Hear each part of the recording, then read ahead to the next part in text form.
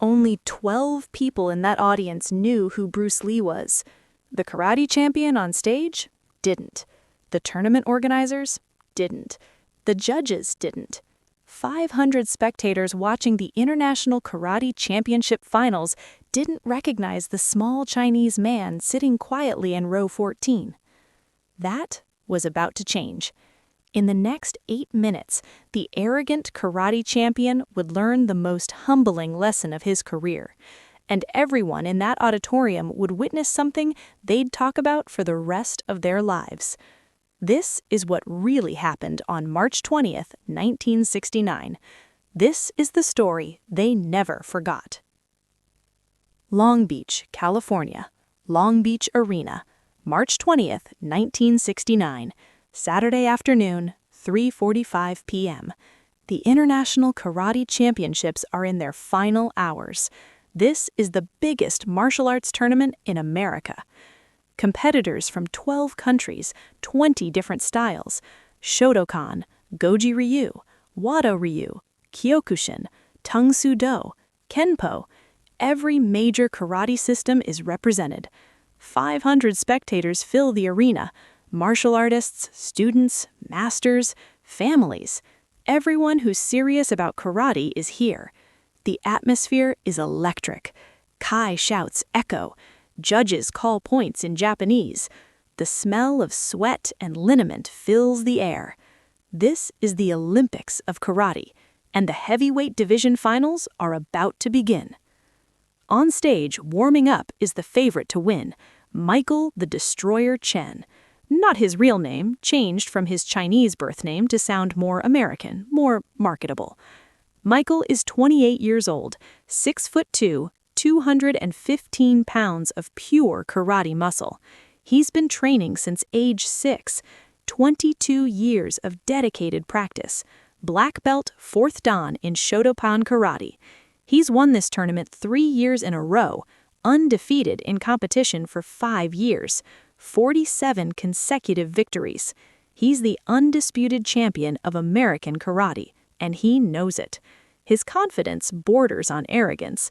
Actually, it crosses that border completely. Michael stands center stage in his pristine white gi. His black belt is perfectly tied.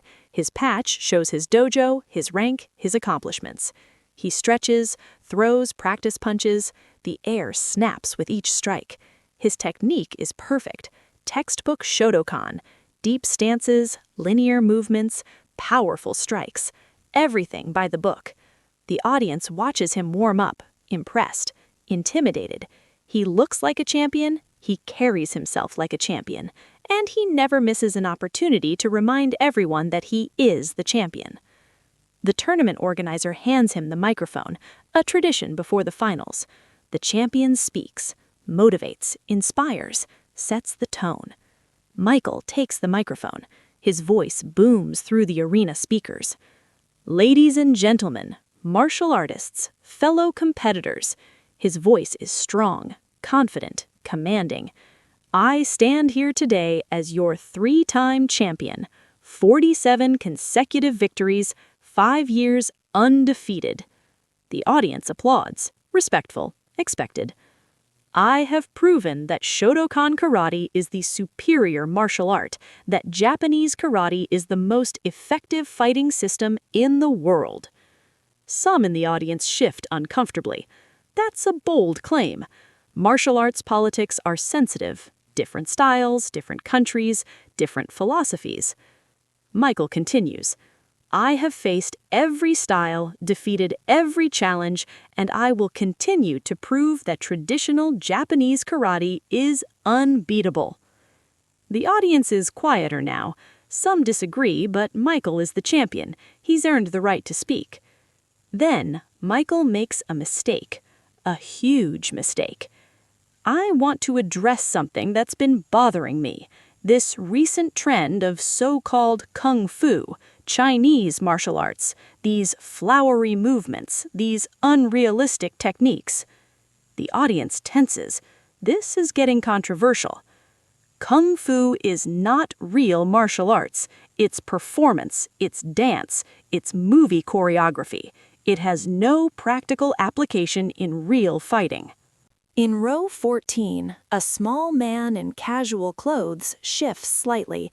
His companion, a martial artist who knows who he is, whispers, "You want to leave?" The small man shakes his head, keeps watching. Michael continues his speech. "I challenge any kung fu practitioner, any Chinese martial artist to come up here and prove me wrong. Show me that kung fu works against real karate, against real fighting." The arena is silent. This is unprecedented. Champions don't usually challenge other styles publicly. It's considered disrespectful, poor sportsmanship. But Michael is on a roll. His ego is driving now. "In fact, I'll make it easy. I'll go light. I won't use full contact. I just want to demonstrate that kung fu cannot compete with karate, that all these kung fu claims are just myths, just stories." He scans the audience. "So, any kung fu masters here? Any brave Chinese martial artists willing to test their art?" Silence. No one moves. Michael smiles.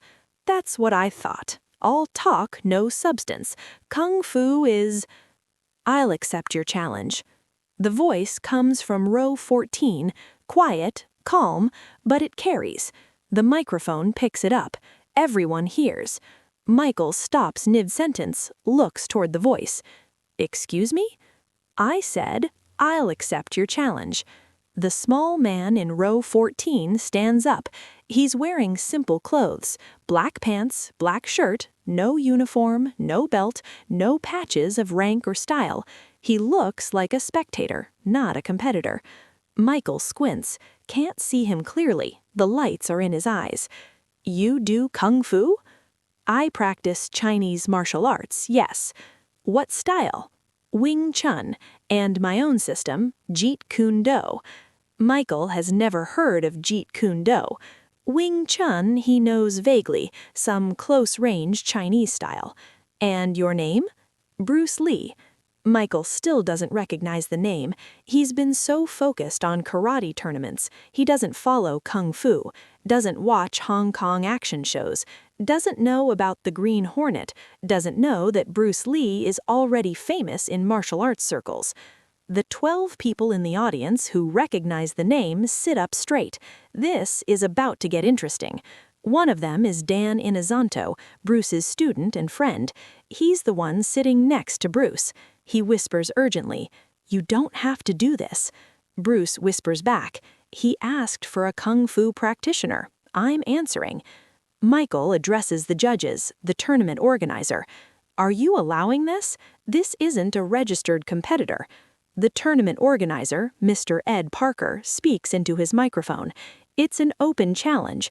If both parties agree to a demonstration, we can allow it. No official judging, just a demonstration." Michael shrugs. "Fine, let's show everyone what happens when kung fu meets karate."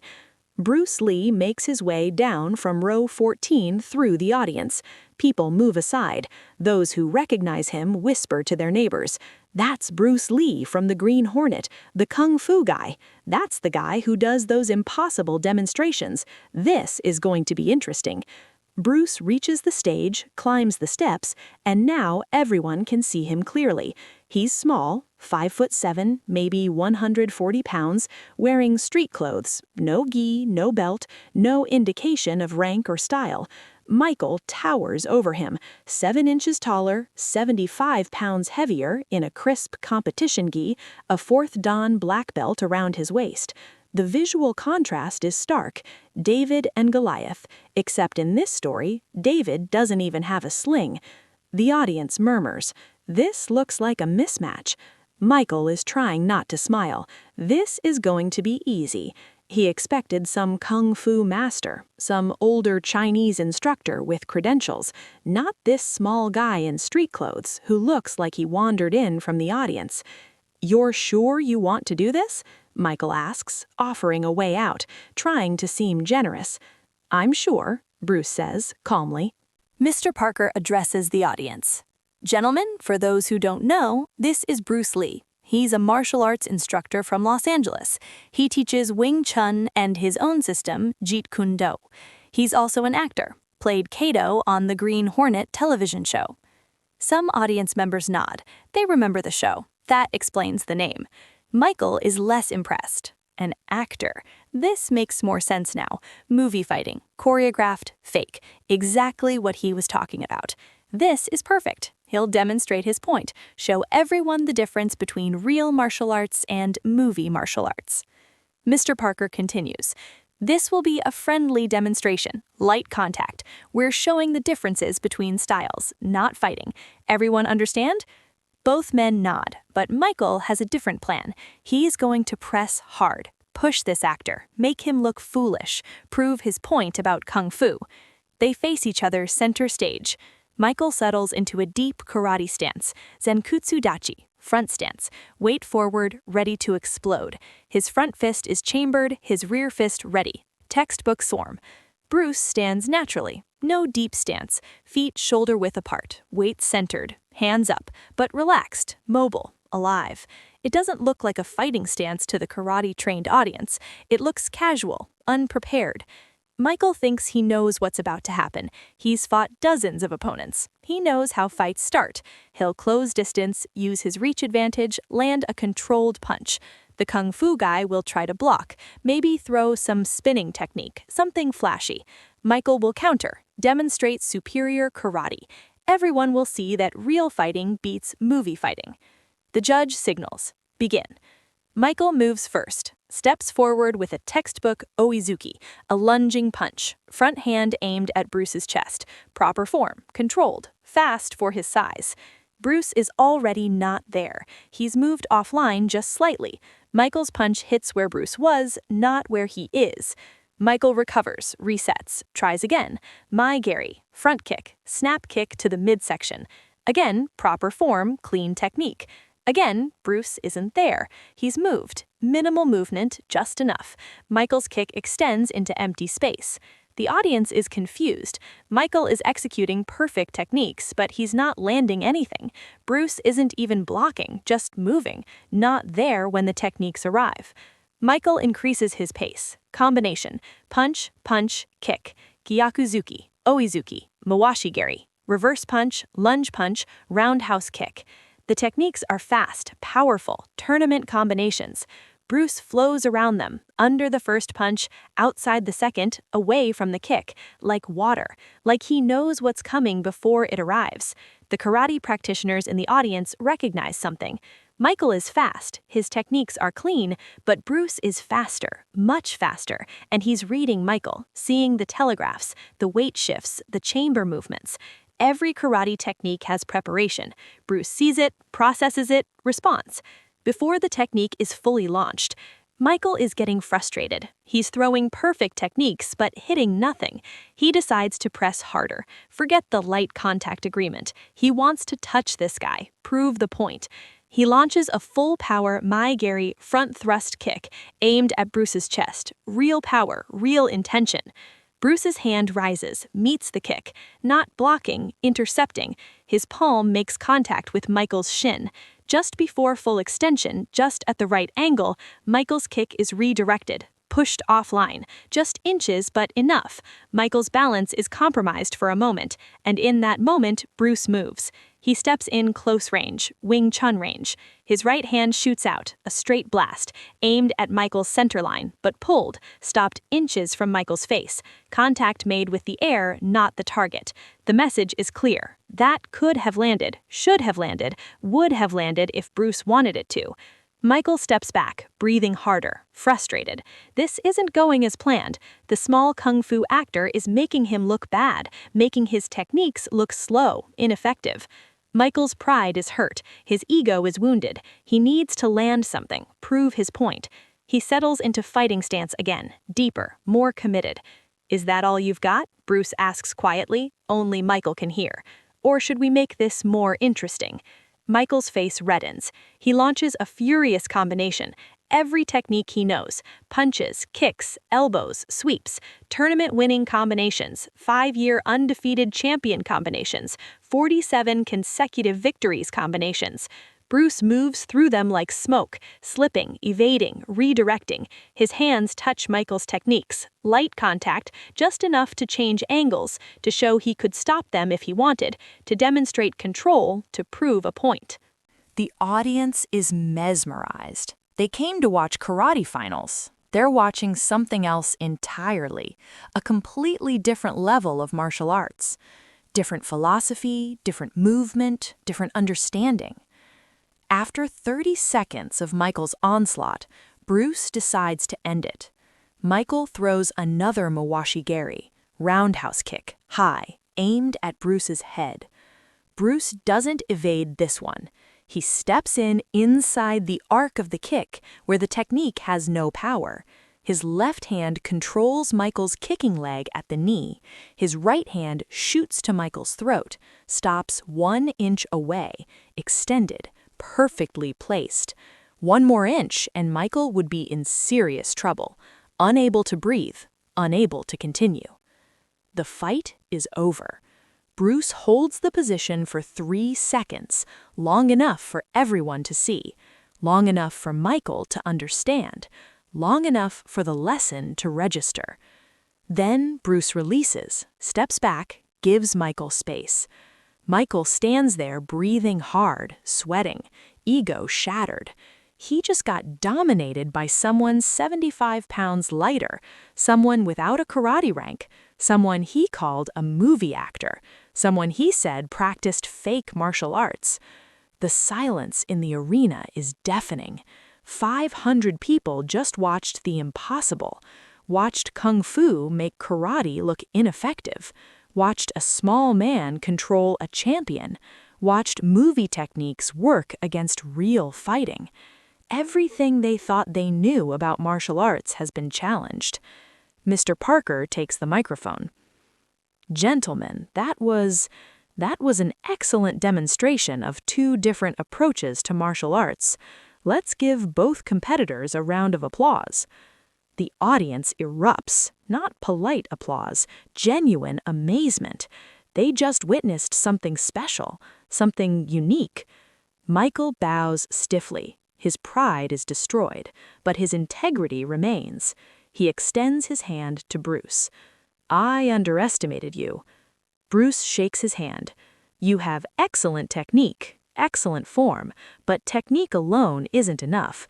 You have to understand the principles, the concepts, the philosophy. What do you mean? You're fighting the way you've been taught, following the rules, the kata, the patterns. Real combat has no rules, no patterns. You have to be water. Michael has heard this before. Be water. Bruce Lee's philosophy. He never understood it. Now he does. Bruce continues. Your techniques are perfect for tournaments, for point sparring, for the system. But real fighting, real self-defense, you need to adapt, to flow, to respond to what is, not what you've practiced. The audience is leaning in, trying to hear. Mr. Parker makes a decision. Mr. Lee, would you be willing to share more? Perhaps a short demonstration, an explanation? Bruce looks at Dan Inosanto in the audience. Dan nods encouragingly. All right, Bruce says. I'll show you what I mean. For the next 15 minutes, Bruce Lee gives an impromptu demonstration. He explains Wing Chun principles, economy of motion, centerline theory, simultaneous attack and defense. He demonstrates Chi Sao, sticking hands, sensitivity training. He shows how it develops reflexes faster than kata. He explains Jeet Kune Do, his personal philosophy, using no way as way, having no limitation as limitation. He demonstrates on volunteers, shows how classical styles have limitations, how traditional stances limit mobility, how chambering techniques wastes time, how following rules makes you predictable. The karate practitioners in the audience are experiencing cognitive dissonance. Everything Bruce is saying contradicts their training, their beliefs, their understanding of martial arts, but they can't deny what they saw, what they're seeing. It works, undeniably. Obviously, Michael stands on stage watching, listening, learning. His arrogance is gone, replaced by humility, by curiosity, by the desire to understand. At the end of the demonstration, Bruce addresses the audience. I don't say this to disrespect karate. Karate is an excellent martial art, excellent discipline, excellent for physical development and character building. But if you want to fight effectively, you must go beyond style, beyond system, beyond tradition. You must discover what works for you, your body, your attributes, your situation. Don't practice kata because that's what you've been taught. Practice techniques because they work for you against real opponents in real situations. The audience is silent, processing. Many are uncomfortable. Some are angry, their traditions challenged, their years of training questioned.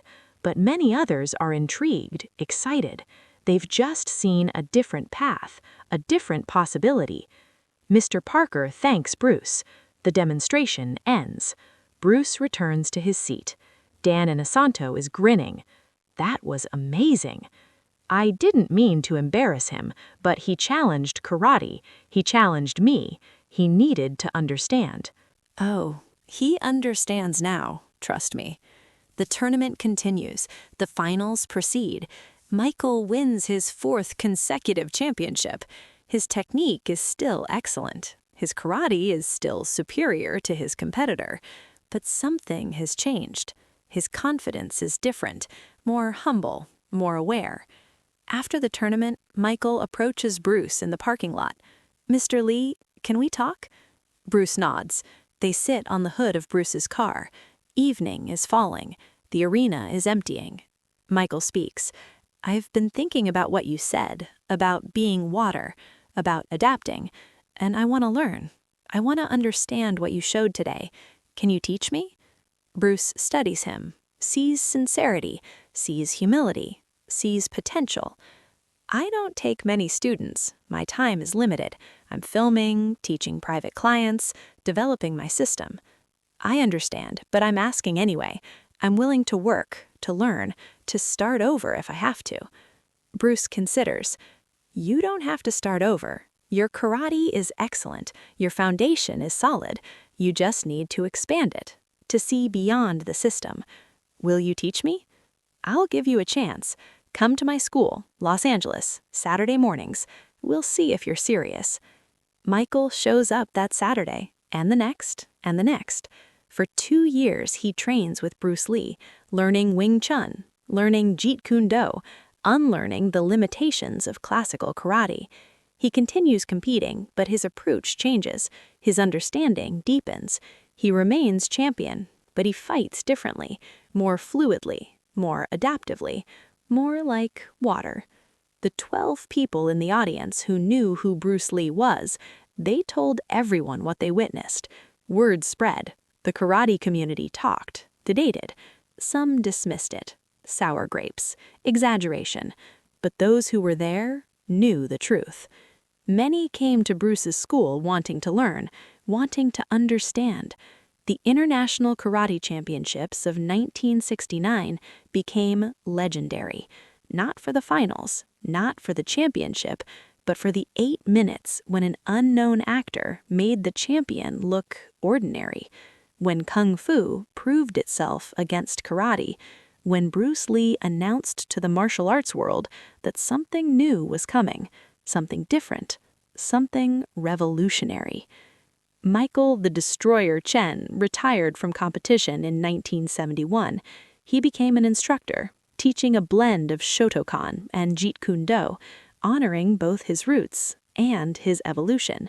He tells his students about March 20th, 1969, the day his arrogance met humility, the day the champion became a student, the day Bruce Lee taught him that being the best in your system isn't the same as being the best, and the day he learned that the deadliest opponent is the one you underestimate. 500 witnesses, 12 who knew, 1 who learned, and 1 who taught. March 20th, 1969, Long Beach Arena, the day Kung Fu earned respect, the day Bruce Lee stepped out of the audience and changed martial arts forever.